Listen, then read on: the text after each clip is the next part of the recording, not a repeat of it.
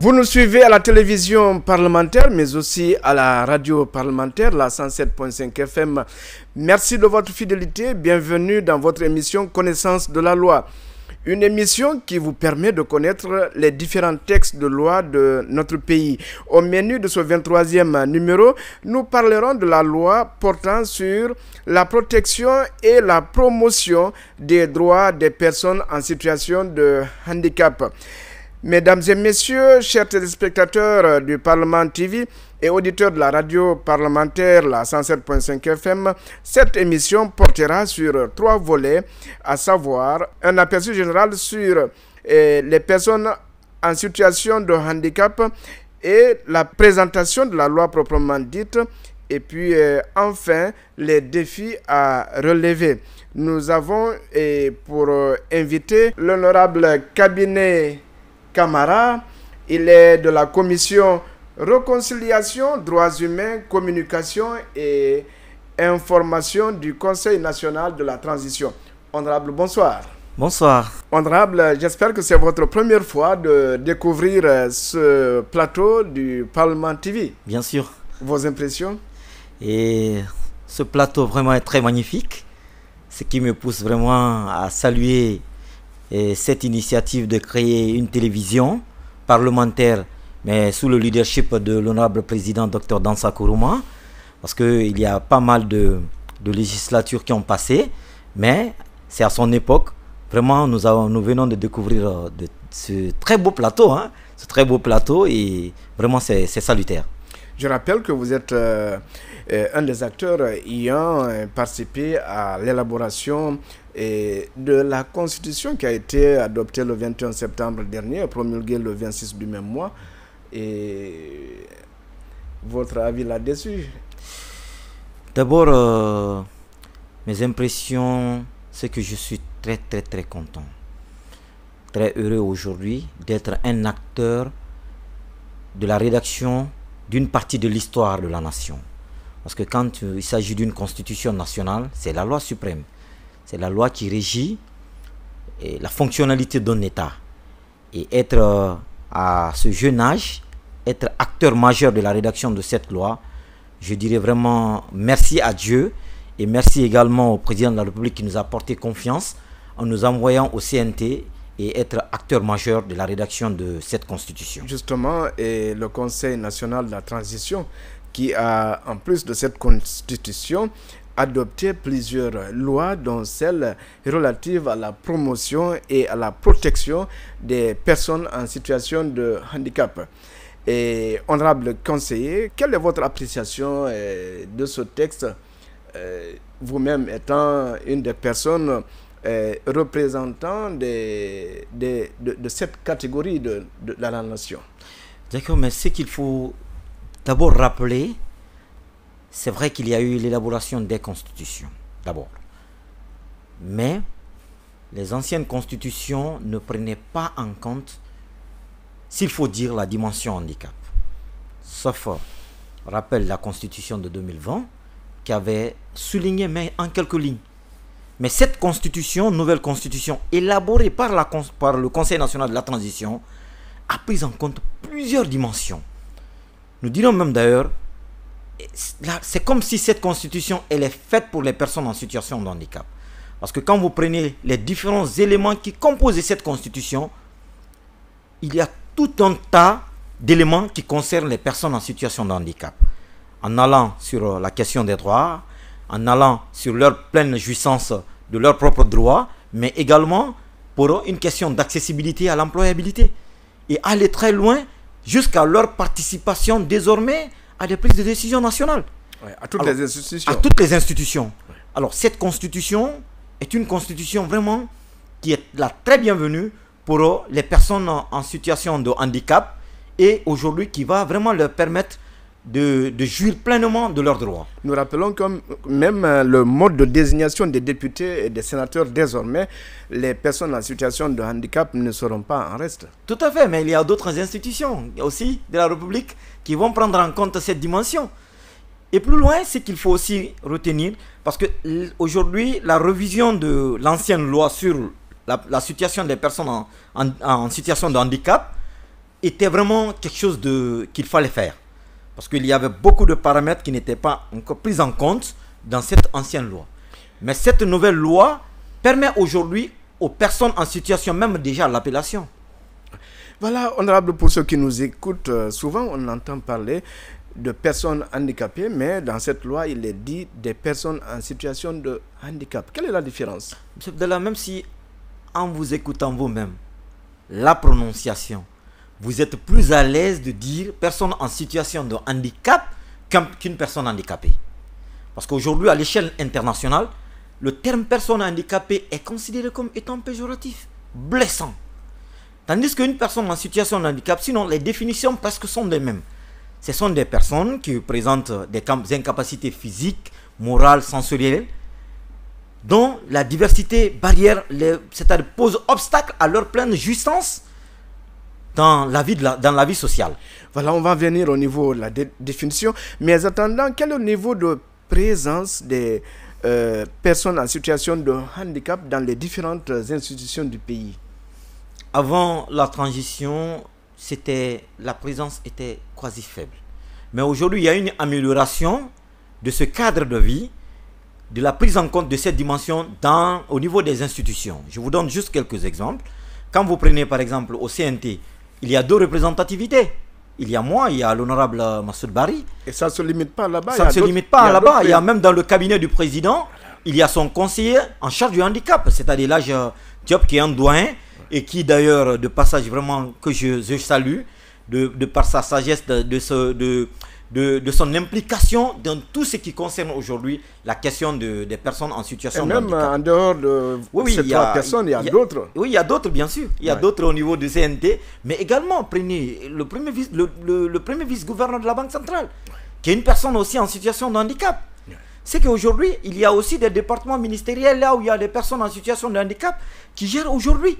Tout ça là montre en suffisance que cette dimension, c'est-à-dire la question de handicap, moi je le dis toujours, c'est une question d'état d'esprit.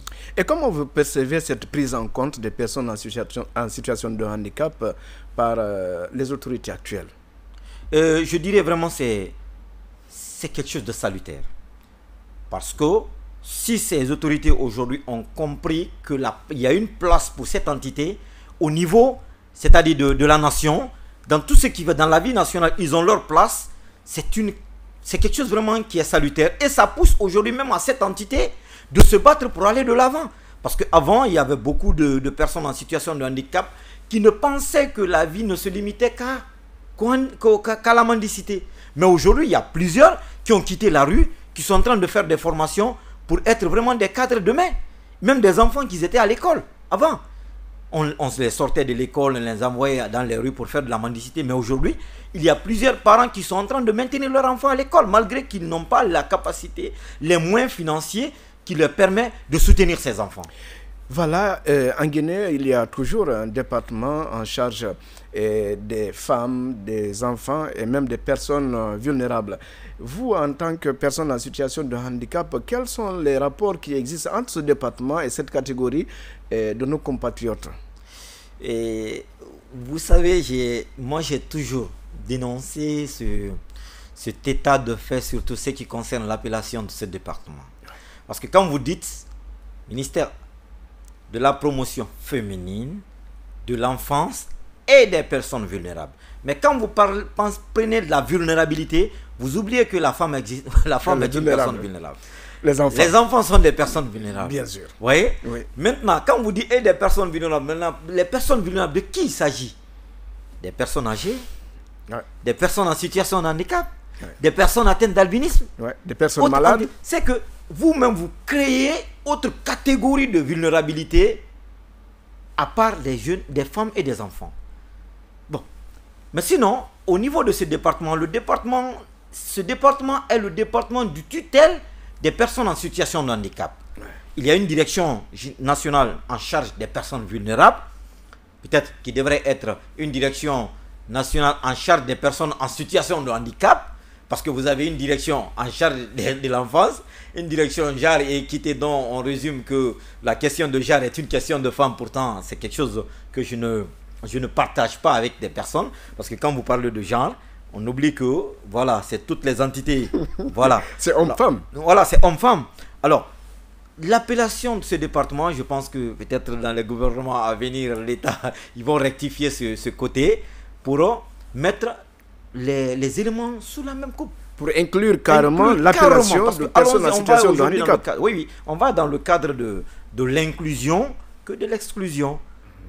Dire personnes vulnérables, enlever les femmes et les enfants qui sont aussi partie intégrante de cette entité. Voilà. Sinon, le département est le département du titre des personnes en situation de handicap. Ouais. Souvent en Guinée, dès qu'on commence à parler des personnes en situation de handicap et l'aide accordée à cette catégorie, et on fait allusion à Jean-Paul II, il y en a qui énumèrent également l'école des sourds-muets. Actuellement, est-ce qu'on peut avoir une idée claire des différents établissements ou des différents centres d'accueil qui sont mis à la disposition de nos compatriotes en situation de handicap? Si vous parlez de centres d'accueil, parce qu'il faut qu'on différencie deux choses. Les centres d'accueil, juste pour accueillir, prendre soin d'eux, les maintenir là, est également différente d'un centre d'insertion ou d'un centre d'inclusion. Vous avez parlé tout de suite là des écoles. Par exemple, si vous prenez l'école Sogué, l'école Sogué est une école là où on permet aux personnes, les personnes malvoyantes ou les aveugles, à apprendre. Et quand vous prenez l'école des sourds-muets, c'est spécifiquement réservé pour les personnes qui ont un problème auditif. Vous voyez? Et quand vous prenez également, vous parlez de Jean-Paul II. Sinon, dans les conditions normales, Jean-Paul II est un établissement qui a été construit pour prendre en charge cette entité. Que ce soit sur le plan médical, que ce soit sur le plan formation, que ce soit sur le plan insertion et autres. Mais aujourd'hui, il y a pas mal de problèmes parce que quand on me dit qu'un centre qui était construit pour recevoir 74 personnes, et aujourd'hui, il y a plus de 700 personnes qui sont là et qui sont, d'autres même passent la nuit là où il ne faut pas. Je pense qu'aujourd'hui, il faudrait se battre pour que nous puissions créer des établissements à d'autres niveaux qui pourront vraiment permettre à ces personnes. Mais je pense aujourd'hui qu'il faut mieux se battre pour aller à la formation, à l'inclusion, au renforcement de capacité de ces personnes pour qu'ils puissent se prendre en charge eux-mêmes. Voilà, justement, avec le centre Jean-Paul II, il y a un hôpital, il y a une école et une cité dans les conditions, comme vous venez de le dire, normales, dédiées à la prise en charge et à l'insertion des personnes en situation de handicap. Mais sur le terrain, comment est-ce que ça se passe? Est-ce que l'école reçoit des enfants, des personnes en situation de handicap? Les personnes en situation de handicap qui sont malades sont reçues là-bas et dans quelles conditions elles sont reçues? Je pense que c'est ce qu'il faut juste dire à ce niveau, c'est à la direction de cet établissement de changer et de venir à la base.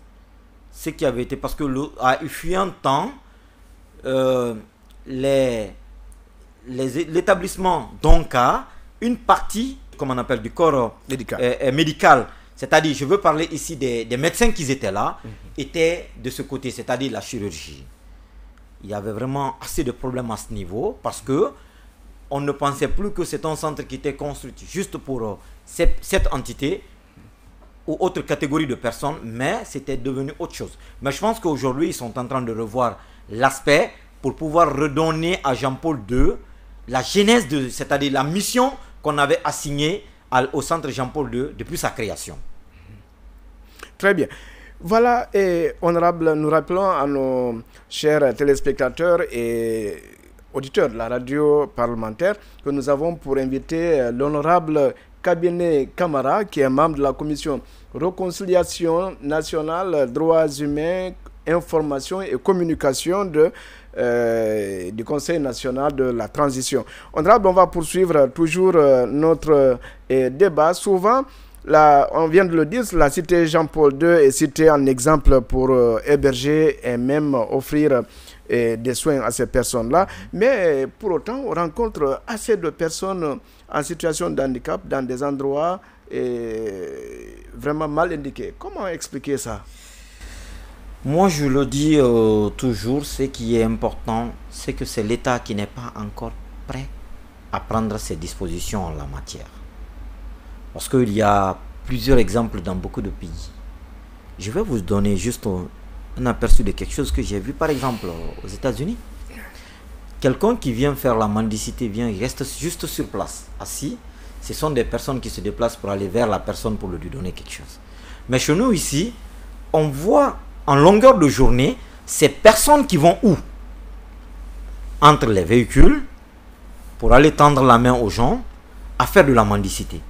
Je pense qu'aujourd'hui, ce qui est à faire, c'est de créer des mécanismes. Parce qu'il fut un temps, il y a un gouvernement un peu passé, on a vu ici qu'il y a de l'argent qu'on a pris, on a donné aux personnes en situation de handicap pour leur dire retournez-vous, de quitter Conakry, retournez dans vos familles. Dans vos familles. Ouais. J'ai été l'une des personnes à ne pas apprécier la manière, cette approche. C'est-à-dire, moi je me suis dit, au lieu de prendre de l'argent donné aux gens pour faire ceci, pour faire cela, il faut mieux que vous cherchiez à créer un cadre idéal qui pourra permettre à ces gens, si vous créez des entreprises, vous créez des petites et moyennes entreprises pour permettre à ces gens, de venir se former là, gérer, à travers ce que vous leur donnez, eux-mêmes ils ont un cadre de vie, ils peuvent prendre soin de leur famille.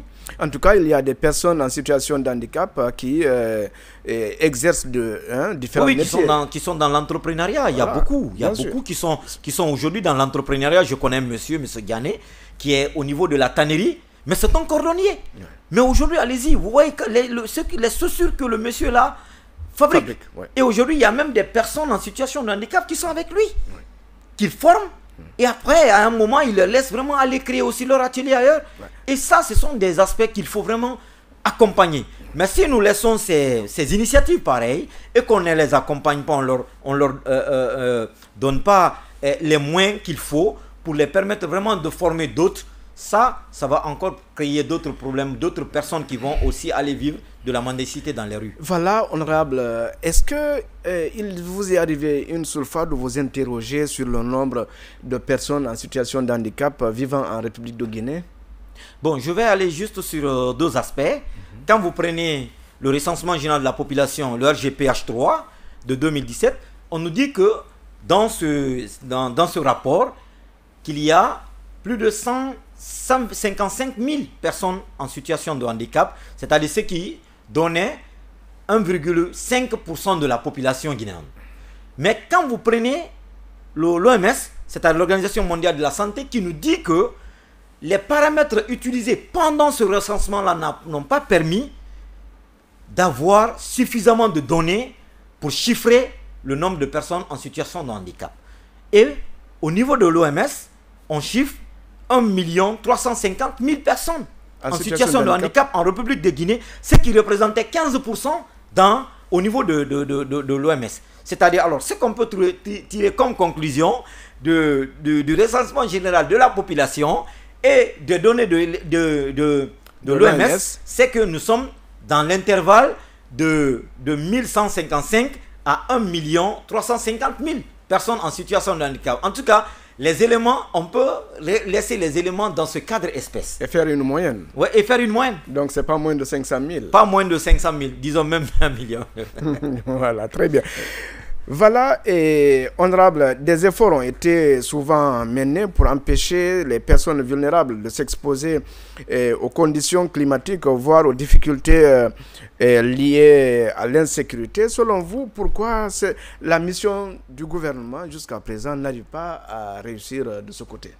Moi, il y a des paramètres qu'il ne faut pas oublier à ce niveau.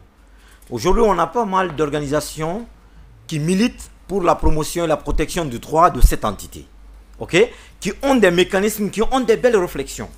Alors, il serait mieux que le gouvernement qui a utilisé un certain nombre de mécanismes qui n'a pas marché, il faut juste à ce qu'on se retrouve, parce que si on cherche à aller en rang dispersé, à avoir une solution ensemble, ça va poser divers problèmes.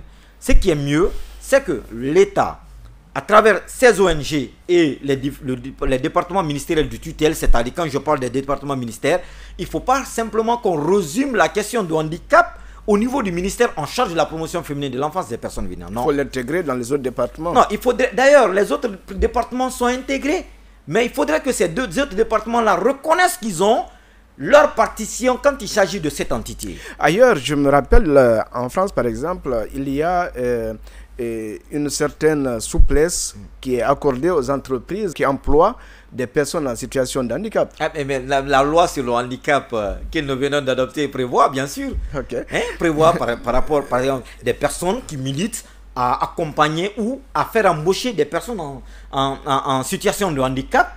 Il y a au moins quelque chose qui leur permet, voilà, d'atténuer la charge sur cette entreprise. Une belle avancée. Voilà maintenant, honorable cabinet Camara, nous allons entamer la deuxième partie de cette émission qui porte sur la présentation du texte portant promotion, protection des personnes en situation d'handicap adopté en 2025 récemment par le CNT.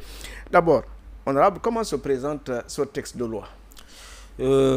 D'abord, je disais tout de suite à l'entame que la révision de ce texte de loi était vraiment quelque chose qu'il fallait faire. Parce qu'il y avait assez de problèmes au niveau de l'ancienne loi qui ne prenait pas en compte beaucoup de dimensions. Mais la loi qui a été, le projet de loi qu'on avait transmis au niveau du CNT, on a travaillé là-dessus. Le CNT même a beaucoup apporté dans cette loi, c'est-à-dire des nouveautés. D'abord, il faut retenir quoi? L'aspect handicap, dans cette loi, la prévision de dire simplement que l'État doit militer pour prévenir le handicap. La prévention du handicap est l'élément fondamental d'ailleurs de ce texte. En tout cas, dans les entreprises, cette question est prise très au sérieux. Parce que, tout de suite là, vous verrez, quelqu'un... J'ai un ami avec qui j'ai fait le lycée ensemble qui était paralysé, mais à cause de quoi? D'une erreur d'un médecin.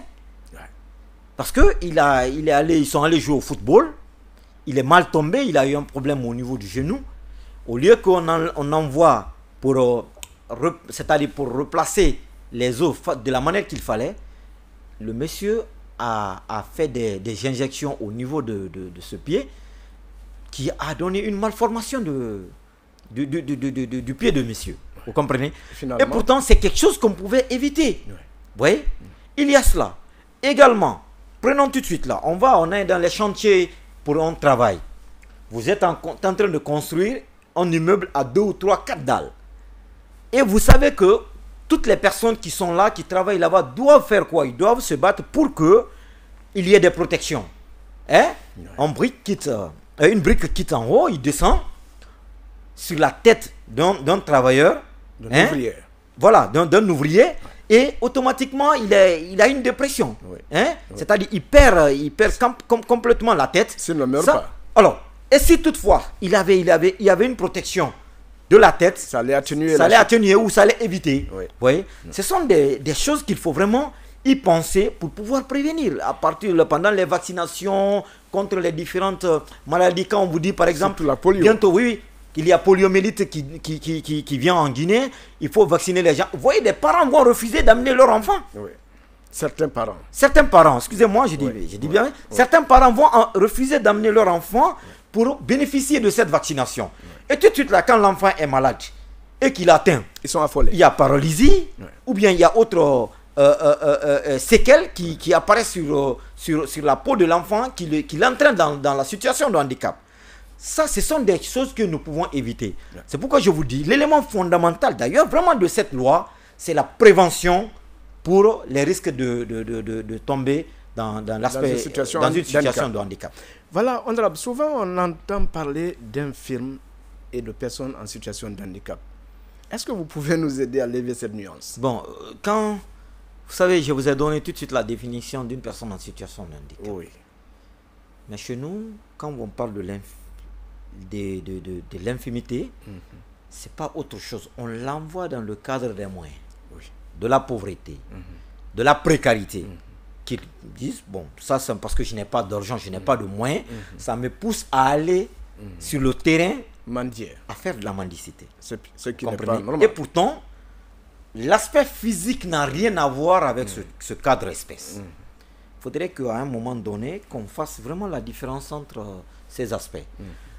Si par exemple, moi, je suis une personne atteinte d'albinisme, et que mes parents se sont dit, c'est parce qu'il y a une personne atteinte d'albinisme, je ne peux pas l'envoyer à l'école, parce qu'il a un problème de faible acuité visuelle, et pourtant c'est quelque chose qui pourra mieux me permettre, on corrige, et qui me permet vraiment d'étudier comme de la manière qu'il faut, et que mes parents disent, bah, attendez, non, lui on ne peut pas l'amener à l'école parce qu'il est une personne atteinte d'albinisme, envoyons-le, il va aller faire de la mendicité. Non? Est-ce que cette condition physique le pousse à m'envoyer faire de la mendicité? Je me dis que non. Non. Alors, ce sont des aspects qu'il faut vraiment corriger. Corriger. Donc il faut parce sensibiliser que la la question population. physique n'a rien à voir avec cette question. Très bien. Voilà, on sait que ce texte comprend 120 articles et 9 plutôt, chapitres. Est-ce que vous pouvez nous parler du premier article qui classifie, autant pour moi, et définit plusieurs concepts, notamment les différents types de personnes en situation de handicap? Oui, en fait, quand vous prenez cette loi, la loi là, je vous ai dit tout à l'heure, là, c'est qu'on appelle une personne en situation de handicap. Mais, sans oublier que il y a une sorte de catégorie des personnes en situation de handicap. Quand vous prenez quelqu'un qui a l'handicap physique, ça c'est le handicap qui apparaît physiquement. C'est-à-dire c'est soit le pied, soit le bras. Voilà, soit il est chaud, ainsi de suite. Voilà, c'est ça. Comprenez? Oui. Il y a... Ou bien il a un œil qui est percé. Bon, non, avec un œil percé, on peut le mettre dans le cas de polyhandicap. Parce que d'abord, ça atteint son physique, mais également, il y a aussi l'aspect sensoriel. Hein? Voilà. Il y a les différentes catégories de handicap. Donc, moi, on catégorise, la loi la catégorise à 6 types de handicap. Très bien. Il y a le handicap physique, il y a le handicap moteur, il y a le handicap sensoriel, il y a le handicap... il y a le polyhandicap, c'est-à-dire quelqu'un qui présente plusieurs types de handicap. Et également, il y a en 6e position le handicap physique. Et le handicap le handicap invisible. Voilà, le handicap moteur, pour ceux qui nous suivent, qu'est-ce que c'est? Le handicap moteur, vous voyez des personnes, par exemple, qui sont assises dans le fauteuil qui ne peuvent pas se lever. Ne peuvent pas se lever, ils ne peuvent pas se mettre debout. C'est le nerf sciatique généralement qui est affecté. Mais quand vous prenez le handicap invisible, le handicap sensoriel, ça c'est des personnes qui ont un problème auditif, un problème de vision, de malvoyants, tout. Et il y a aussi, ne peuvent pas parler. Mais il y a aussi le handicap. Le polyhandicap, c'est des personnes qui représentent plusieurs types de handicap. Ils sont malvoyants, ils sont sourds-muets, ou soit ils ont un problème de mobilité. Mais le handicap invisible, c'est le handicap qui n'apparaît pas. Vous voyez quelqu'un tout de suite là, il est porteur, il a un handicap. Mais vous, en le voyant, vous pensez que vraiment il n'a rien comme problème. Mais pourtant, c'est ton handicap qui n'apparaît pas du tout. Selon le texte, j'allais dire, que peut-on retenir des droits et devoirs des personnes en situation de handicap, puisque généralement, quand quelqu'un est présenté comme tel, on pense que la personne n'a que des droits et ne doit fournir aucun effort, en tout cas au niveau de sa société. Vous savez, c'est deux choses qui vont de pair. Il faudrait que chacun de nous mette ça en tête. Vous ne pouvez pas réclamer vos droits sans faire vos devoirs. Ce n'est pas parce que ce sont des personnes en situation de handicap qui n'ont pas de devoir aussi vis-à-vis de l'État ou de tierces personnes. Non. Vous réclamez vos droits. Vous dites que vous avez droit à l'éducation. D'ailleurs, plusieurs dispositions de cette loi donnent un certain nombre de droits à l'éducation. D'ailleurs, des droits inclusifs. Parce qu'aujourd'hui, au lieu de créer des écoles spécialisées, on demande à ce qu'on aille vers des écoles d'inclusion. C'est-à-dire où tout le monde se retrouve. Où tout le monde se retrouve. Quel que soit leur état physique. Quel que soit leur état physique, qu'on arrive à le faire. Mais qu'on crée les conditions d'accès aux personnes en situation de handicap. Voilà. Et quand vous venez aujourd'hui les établissements, on dit, dans les écoles, il faut forcément qu'il y ait des rampes d'accès. Oui, des passerelles. Des passerelles qui pourront permettre à ces personnes d'accéder facilement à leur classe sans aider quelqu'un. Oui. Vous savez, avant l'arrivée de cette loi, je l'ai dit, j'aime toujours le dire, le président du CNT a été un artisan de quelque chose que chacun doit s'en inspirer. Ouais. Quand on venait d'arriver ici, l'honorable Massoud, vous le savez dans quelles conditions il y avait pour qu'elle puisse accéder à la salle de réunion à d'autres. Ouais. Le président du CNT, il a milité, il s'est battu. Et c'est à cause spécifiquement de l'honorable Massoud. Aujourd'hui, on a l'ascenseur et chacun est en train de profiter. Ouais. Hein? Ouais. Parce qu'il y a deux ascenseurs d'ailleurs. Ouais, voilà, deux ascenseurs. De part et d'autre. Hein? Deux ascenseurs qui nous permettent aujourd'hui de part et d'autre partout là où on vient. Puis il y a aussi les rampes d'accès. Aujourd'hui, ça a permis aux personnes en situation de handicap, quand ils viennent pour les plénières, ils ont facilement l'accès à la salle. Et mieux, le président a offert à la limousine, je dis bien. Voilà, voilà Roche, comment on appelle ça? La permet de se déplacer partout elle veut sans problème. La dernière génération des véhicules que le président a eu à offert à l'honorable Massoud. C'est pourquoi vraiment, il faut vraiment remercier le président dans ça qui est un modèle en ce qui concerne la prise en compte de la dimension handicap. Je pense qu'il y a eu une volonté politique très affichée, puisque le président Mamadi Doumbouya, lors des consultations menées juste après la prise de responsabilité du CNRD ici, il a reçu les personnes en situation de handicap. Madame Honorable Massoud était de la partie, elle a pris la parole, elle s'est exprimée, et la soirée, elle a été tout de suite invitée à un banquet présidentiel. Et je pense que les relations, ça continue, non? Et l'esprit de cette loi découle de toutes ces remarques et de toutes ces attentions des hautes autorités du pays. Vous savez, dans la vie, quand on entend un État, un pays, c'est le leader. Et le leadership n'est pas donné à qui le veut. Dieu, quand il te donne les conditions de gestion, il t'accompagne par les moyens de gestion.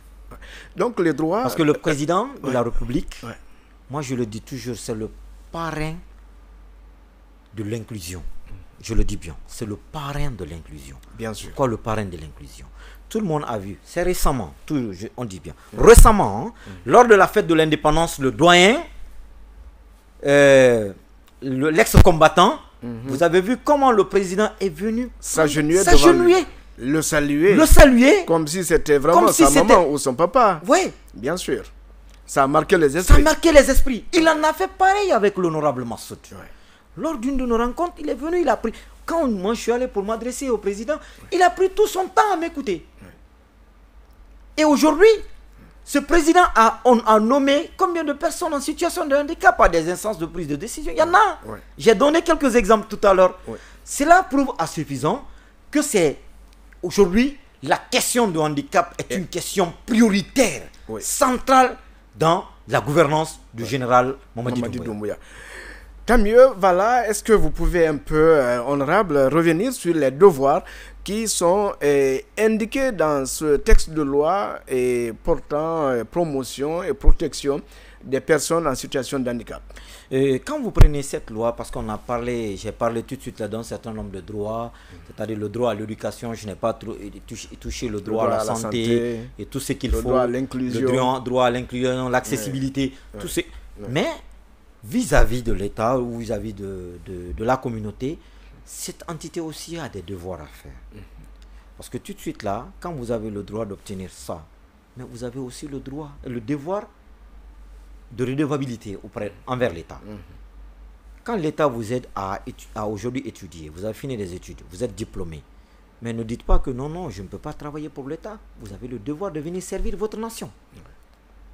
Et également, vous avez le devoir, quand il s'agit de contribuer à tous ceux qui peuvent faire avancer l'État, et que vous avez votre partition, vous pouvez jouer un rôle, vous avez le devoir de le faire.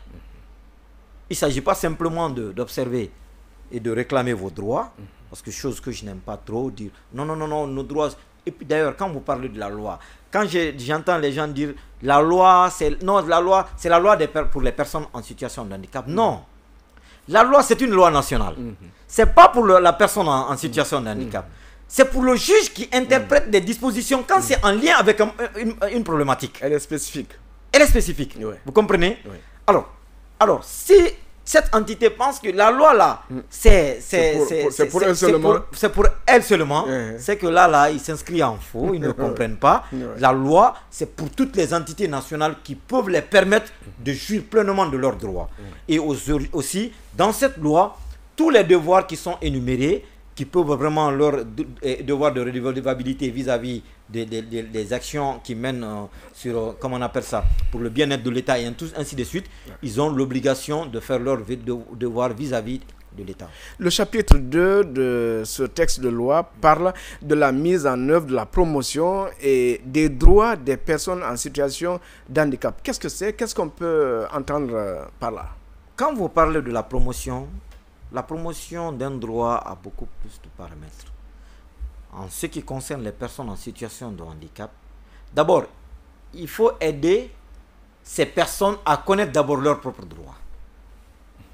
Parce que quand quelqu'un ne connaît pas son droit et son devoir, il ne peut rien faire. Rien. L'État a l'obligation aujourd'hui de créer des cadres de sensibilisation, d'abord la vulgarisation de ce texte, même dans les hameaux, pour que chacun puisse comprendre réellement qu'est-ce qui est écrit dans cette loi. Vulgariser ce texte est dans toutes les langues nationales. Et dans toutes les langues nationales. Déjà, les langues sont officielles. Hein? La Constitution dit que le français et les langues nationales sont officielles. Elles sont prises au même niveau d'égalité. C'est que là, il faut vraiment vulgariser cette loi pour que les populations puissent connaître le contenu de cette loi. La promotion du droit. Une personne en situation de handicap aujourd'hui qui a fini son cursus scolaire, il est là, il est bien, il est calé. Aujourd'hui, l'État doit lui permettre de créer des conditions pour ne pas qu'il reste là juste à ne rien faire. Soit l'État l'embauche, ou soit si l'État ne l'embauche pas, mais que l'État l'aide à créer quelque chose sur quoi il peut reposer son cadre de vie pour ne pas aller dans la mendicité. Déjà au niveau de l'éducation, au niveau de la santé, des dispositions particulières sont prises pour accompagner ces personnes de cette catégorie. Quand vous prenez aujourd'hui l'école Sogué, à bénéficier des avantages particuliers. Oui, bien sûr. Quand vous prenez par exemple l'école Sogué, l'année dernière, vous avez vu le matériel dont cette école avait besoin, l'honorable président Dansa a envoyé le matériel pour appuyer cette école, pour qu'ils puissent vraiment jouir de leur droit à l'éducation. Il en a fait dans beaucoup d'autres centres qui peuvent permettre à ces entités de jouir pleinement de leur droit à l'éducation. Et ce qu'il faut aussi retenir, et aujourd'hui il y a beaucoup de paramètres que l'État aussi est en train de faire pour pouvoir vraiment aider ces entités. Mais ce qu'il faut juste reconnaître, c'est que moi je me dis, il faut toujours, il n'y en avait pas, ça commence à exister aujourd'hui, mais il faut faire en sorte que ça existe plus. Et que ça continue. Et que ça continue. Voilà, parmi les droits accordés à ces personnes en situation de handicap, il y a la carte d'invalidité. Et selon vous, honorable, puisque nous sommes là, et l'explication du texte consiste également à sensibiliser et à informer cette catégorie. Et qu'est-ce qu'on peut entendre par carte d'invalidité accordée aux personnes en situation de handicap? La carte d'invalidité est une carte qui montre que cette personne est une personne qui a telle catégorie d'invalidité. C'est-à-dire, il est une personne en situation de handicap. Cette carte doit lui permettre d'accéder, je dis bien, d'accéder, lui faciliter l'accès à un certain nombre de droits. Par exemple, il vient tout de suite à la banque, il a son compte bancaire, il a de l'argent ici à la banque. Quand il vient en présentant cette carte, on doit lui permettre de lui donner une priorité d'accès. Il ne doit pas rester dans la file. Il ne doit pas rester dans la file. Ça doit lui donner une priorité d'accès. Ça, c'est un. Il vient tout de suite à l'hôpital. Il a un problème. Même s'il trouve des personnes, cette carte, en montrant cette carte, ça doit lui permettre d'accéder rapidement au service de soins. Parce que le souci, tout de suite là, beaucoup pensent que quand vous avez la carte et vous partez dans une clinique tout de suite là, vous êtes traité. Non, c'est gratuit. C'est la facilité d'accès. au service de santé pour lui permettre, voilà, c'est des privilèges, pour lui permettre vraiment de bénéficier des soins. Si ça se trouve maintenant à ce niveau, c'est la gratuité ou il y a là une réduction sur ça c'est au niveau du service. Mais cette carte lui permet d'accéder vite. Et quand il vient dans un parking, il veut garer son véhicule, il doit y avoir un espace qui est réservé spécifiquement pour cette entité. Parce que quelqu'un qui vient, qui a besoin de rampe d'accès, il a son véhicule qui doit venir garer ici à ce niveau, il descend calmement, il prend son fauteuil roulant, il emprunte comment dirais-je, les rampes d'accès pour monter là où il faut. Mais si quelqu'un d'autre vient par exemple garer, c'est pourquoi il est bon d'identifier ces parties là où ces personnes-là doivent vraiment garer. Et l'obligation est faite également à l'État et au niveau des édifices publics, de toutes les places publiques d'ailleurs. Non, d'ailleurs, nous, on a montré l'exemple ici. C'est pourquoi on dit bien à tous les départements ministériels. Mais chose que j'ai du mal de fois à admettre. Quand vous avez un département du tutelle, il y a une direction du tutelle qui se trouve par exemple au 6e étage. Au 6e étage. Où il n'y a pas d'ascenseur. Et qu'il y a un problème d'ascenseur. Bon. Mais je pense que l'État a l'obligation de créer toutes les conditionnalités d'accès à cette entité, à des établissements publics. Que ce soit au niveau des aéroports, que ce soit au niveau, comment on appelle ça, d'autres édifices publics, que ce soit au niveau des départements ministériels, des institutions, à tous les niveaux, l'État a l'obligation de créer. C'est pourquoi aujourd'hui, on a demandé qu'il y ait des corrections, par exemple, au niveau des passerelles. Aujourd'hui, vous avez vu, il y a des barrières qui sont mises au milieu, mais il y a des passerelles. Les personnes en situation de handicap ne peuvent plus emprunter. Ne peuvent parce qu'il n'y a pas de rampe d'accès leur permettant de traverser. Parce que déjà, il y a les barrières. Je pense que ça, c'est un appel qu'on va lancer au ministère, au ministère des TP, c'est-à-dire des travaux publics. Et avec l'arrivée de tout nouveau ministre, on sait qu'il va y réfléchir là-dessus pour prendre des mesures et permettant à ces personnes-là avoir des rampes d'accès au niveau de ces passerelles. Je pense que déjà cet appel vient trouver des dispositions entreprises par l'État, puisque si vous prenez la passerelle du Palais du Peuple ici, c'est exemplaire.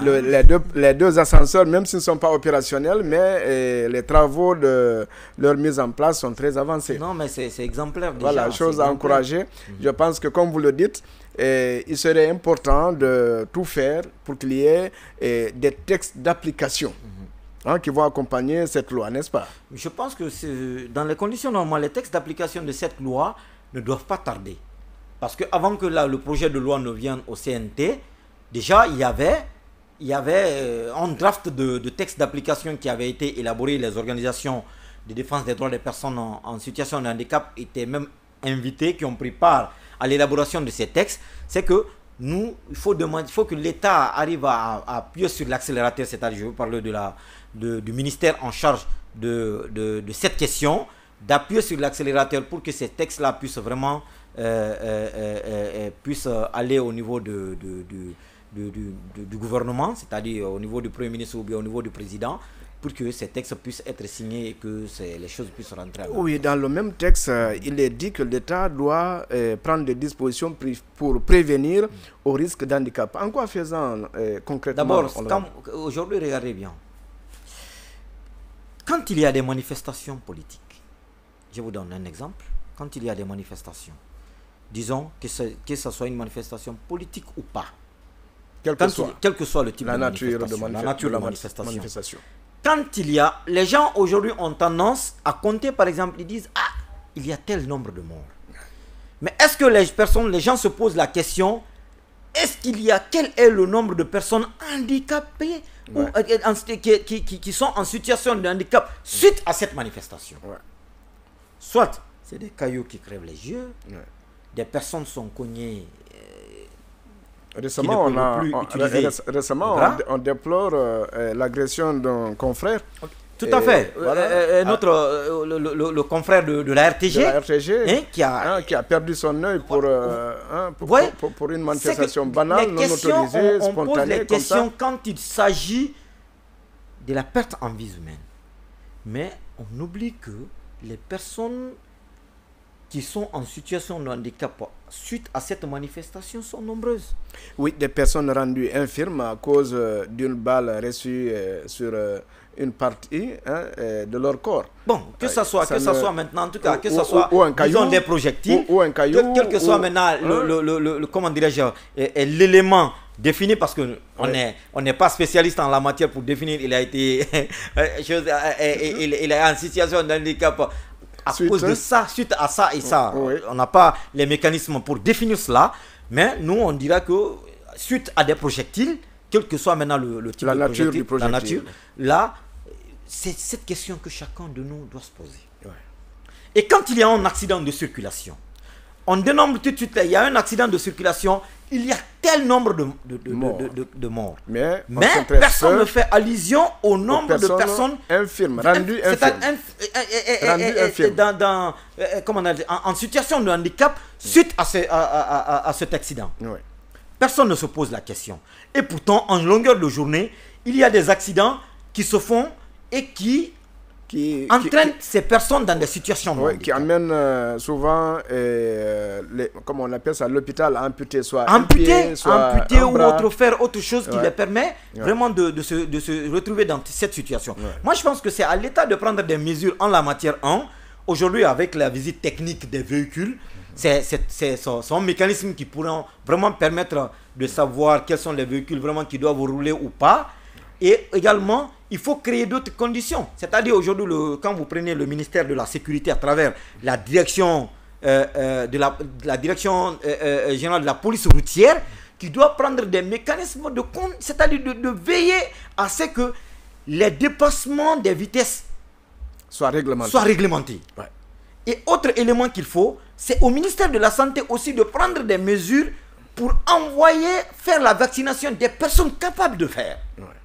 Oui, parce que une mauvaise injection à une personne peut l'entraîner dans une situation de handicap.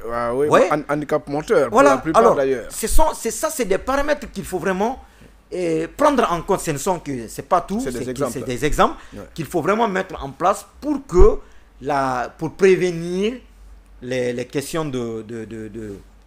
des personnes qui tombent en situation de handicap. Il y a beaucoup de paramètres, que ce soit au niveau des chantiers, que ce soit des accidents de travail, que ce soit autres paramètres. Même ceux qui conduisent les motos. Oui, non, les motos déjà, vous comprenez, les motos aujourd'hui c'est devenu un facteur mal nécessaire dans ce pays. Ça, il faut le reconnaître. Ils sont hostiles au port des casques, alors que le casque est là pour vraiment protéger la personne contre des accidents. Voilà, honorable, le texte parle également de l'accessibilité de ces personnes-là en situation de handicap à l'éducation.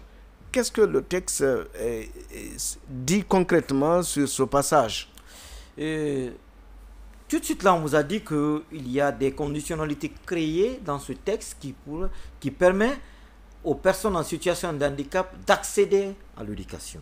D'abord, prenons de la Constitution. La Constitution qui vous parle déjà de la gratuité de l'éducation. Quand vous n'avez pas les moyens d'envoyer votre enfant dans un établissement privé. Mais en tout cas, l'État vous donne des ouvertures à l'envoyer dans un établissement public. N'est-ce pas? Mais qu'au niveau de cet établissement-là, qu'on arrive à créer des conditionnalités qui pourront permettre à cet enfant d'aller étudier. D'aller étudier et d'accéder aux différentes salles de classe. Voilà. Et sans trop de problèmes. Sans trop de problèmes. Ce qui n'est pas le cas pour le moment. Mais également, l'État, dans cette loi-là, il y a quelque chose vraiment de capital, de primordial. Les établissements, il est dit dans cette loi que les établissements c'est-à-dire qui accueillent les personnes en situation de handicap gratuitement dans leur école, dans leur établissement, l'État doit créer des mesures d'accompagnement.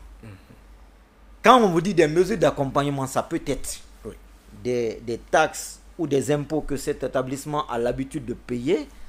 Peut-être l'État peut se battre pour atténuer. Mais il y aura un texte réglementaire qui viendra préciser cet état de fait. Vous voyez des conditionnalités qui nous permettent d'envoyer les enfants à l'école. Pour ne pas que les enfants restent pour... En tout cas, l'État a maintenant, à travers cette loi, des conditionnalités pour ne plus dire désormais, mon enfant est une personne en situation de handicap, il ne peut pas aller étudier. Non. Donc toutes les conditions sont les prévues, conditions sont prévues par cette que loi, ce soit au niveau pour amener primaire. l'État à recevoir dans les institutions d'enseignement général Oui. et professionnel, Professionnels, ces personnes en ces situation de personnes, handicap. Voilà, ces personnes, oui. Quel que soit le lieu où il peut se trouver. Il se trouve, par exemple, il y a des écoles ici que je connais, par exemple, qui reçoivent, par exemple, des personnes en situation de... des personnes atteintes d'albinisme, par exemple. Ouais. Le monsieur, il a son école, il dit, ben, si tu peux envoyer ton enfant, envoie. Mais chez moi, leur éducation, c'est la gratuité. Ouais. Personne ne paye quelque chose dans cette école. Alors, vos parents vous dites aujourd'hui que non, mon enfant ne peut pas étudier, mais peut-être vous n'avez pas la capacité, les moyens de l'amener là. Mais en tout cas, vous ne le direz pas que c'est à cause des frais scolaires, l'enfant n'est pas allé à l'école.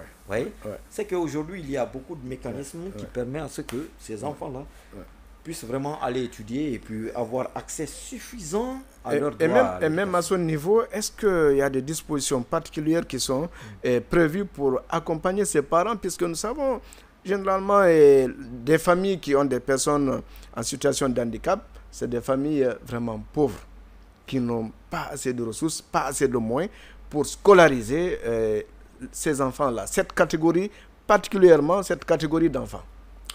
Et vous savez, l'État a ses obligations, mais les parents aussi ont des obligations. Il y a de ces parents, je vous donne juste quelques petits exemples. Ouais. J'ai connaissance d'un problème. Ouais. Des enfants qui étaient là, le papa, parce que l'enfant est en situation de handicap, eux, ils pensent que vraiment, ils ne peuvent plus supporter l'enfant. Ils prennent l'enfant, ils donnent à une tierce personne. Cet enfant-là, dans les mains de cette tierce personne, envoie l'enfant faire de la mendicité. Mais l'enfant a l'obligation de faire des recettes chaque jour. C'est une exploitation, ça. L'enfant a fait quoi? L'enfant, chaque jour, a l'obligation de faire une recette de 200 à 250 000. À ses parents? Non, à la tierce personne. Ok. Et cette tierce personne fait quoi? Il prend cette somme d'argent, il envoie, il le divise par deux.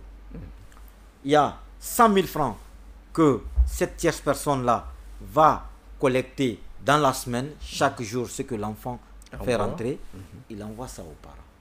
Pour le parent, l'enfant est en train de le nourrir. Ouais. Mais dans quel texte de loi? Et qu'il est dans le bon main. Il est dans le bon main. Alors que c'est tout le contraire. Et que c'est tout le contraire. Mais aussi, des parents irresponsables qui prennent leur enfant, ils donnent à des tierces personnes pour dire non, ceci, parce que des gens, ils vont aller dans les villages pour dire à ces personnes, non, donnez-moi votre enfant, il y a une organisation qui est là, qui se bat, ils disent, il y a l'organisation pour le secours humanitaire, comment dirais-je, des personnes en situation de handicap, qui aujourd'hui prend en charge de telles catégories d'enfants. L'enfant vient à Conakry, cette organisation n'a pas connaissance de l'existence de l'enfant en Conakry, ne connaît rien sur la vie de l'enfant, mais ils prennent l'enfant là, parce qu'ils avaient même créé des groupements par rapport à ça. Ce sont des mécanismes que l'État, à travers le ministère de la Justice, à travers le ministère de la Sécurité, on doit se lever pour voir ces situations pareilles, pour y faire face. Voilà, justement, en 30 secondes, qu'est-ce que ce texte-là prévoit en termes de dispositions pénales pour des parents comme les exemples que vous venez de dire ici? D'abord, il faut retenir que c'est une sans nouveauté dans ce texte, parce que ce texte-là, aujourd'hui, prévoit des dispositions pénales. D'abord, il y a des sanctions. Donc, celui qui se permet d'exploiter un enfant quand de ce genre, vous exploitez un enfant, est exposé à des poursuites. Il n'y a même pas de discussion. Par exemple, vous prenez la loi sur l'albinisme, qui dit que quelqu'un qui exploite un enfant à des fins de mendicité doit être poursuivi. Même les propres parents. Même les propres parents, bien sûr. Il y a plusieurs dispositions dans cette loi qui interdit aux parents maintenant d'exploiter des enfants à des fins de mendicité. À plus forte raison, celui qui se permet d'aller à des sacrifices rituels, c'est ça? Non, si c'est des sacrifices rituels, c'est la perpétuité. C'est la perpétuité. Très bien. C'est qu'aujourd'hui, cette disposition... Nous sommes à la fin de cette émission, honorable cabinet Camara. Est-ce que, en quelques fractions de secondes, vous pouvez nous dire les défis à relever pour faire appliquer ce texte de loi d'une importance capitale pour notre société? Les défis qu'il faut vraiment relever par rapport à cette loi, d'abord il faut aller vers l'élaboration et la signature des textes d'application. Ouais. Ça, c'est le premier. Le deuxième défi, c'est de faire connaître le contenu de cette loi aux populations. Sensibilisation pour que chacun puisse connaître, c'est-à-dire l'idée qui a sous-tendu chaque disposition de cette loi. Très bien. Et plus loin, que l'État à travers, parce qu'il ne s'agit pas de rédiger une loi, c'est l'applicabilité de cette loi qui va peut-être poser problème. Mais je pense qu'à travers les ministères en charge des différentes questions et à travers des personnes qui doivent utiliser cette loi, l'applicabilité ne trouvera pas de problème. Voilà, c'est très bien dit, puisqu'il y a la volonté politique. Chers auditeurs et téléspectateurs de la radio parlementaire et du Parlement TV, ainsi prend fin cette émission, votre émission Connaissance de la loi, qui a porté sur la promotion et la protection des personnes vivant avec un handicap ou en situation de handicap. Nous avons eu pour invité un homme spécial, l'honorable Cabinet Camara. Merci, honorable, d'avoir accepté notre invitation. Merci. Et il est membre de la commission réconciliation, droits humains, information et communication du CNT, du Conseil national de la transition. Merci une fois de plus de nous avoir suivis et portez-vous bien. Au revoir.